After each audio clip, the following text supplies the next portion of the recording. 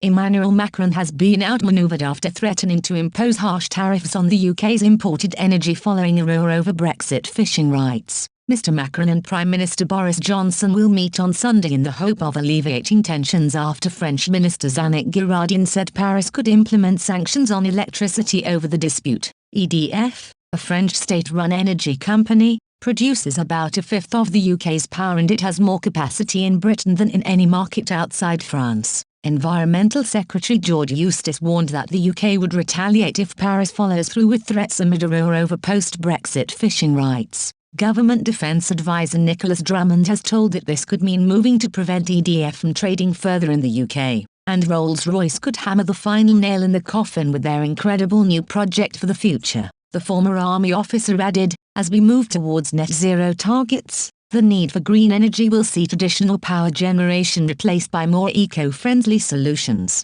This will make the UK more energy independent anyway. If the UK is forced to generate more of its own energy as well as to supply the Channel Islands, it will do whatever is necessary to meet our shared needs." Developments such as Rolls-Royce mini-nuclear reactors show that there are realistic alternatives. It comes after Brexit. Britain struck a historic £210 million deal with the British multinational aerospace and defence company. They will create a fleet of nuclear mini-reactors to power the UK and help it reach net zero by 2050. Paul Stein, Rolls-Royce's CTO, told, "We have developed what's called a microgrid solution for islanded power, which is where you combine together solar and wind and battery packs to minimize energy use for islanded power requirements. And our small modular reactor, SMR, program is huge for UK industry. SMRs are the lowest cost way we know to achieve net zero, to power our homes, our industries, and other parts of the economy. Nuclear is absolutely vital.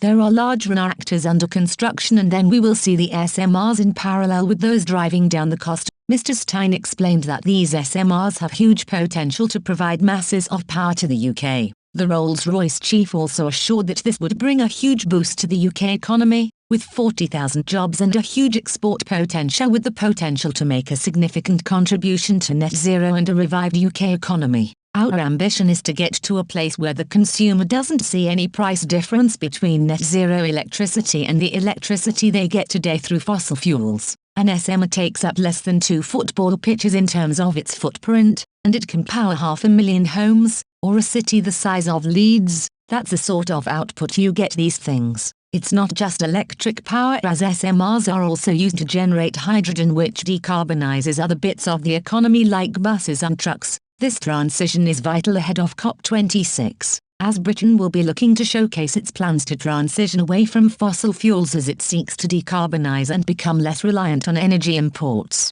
France has supplied electricity to the UK through an undersea cable since the 80s, and EDF took a hold of the UK energy retail market in 1998 when it bought London Electricity. 10 years later, it paid £12.5 billion for British Energy, who owned Britain's nuclear power fleet. That meant that 8 nuclear power plants, as well as wind farms and other generators, were handed over to EDF, which now produces about a fifth of the UK's power. If SMRs take over, those nuclear power plants will become less important, and France will not be able to have such a large portion of the UK's energy in its hands.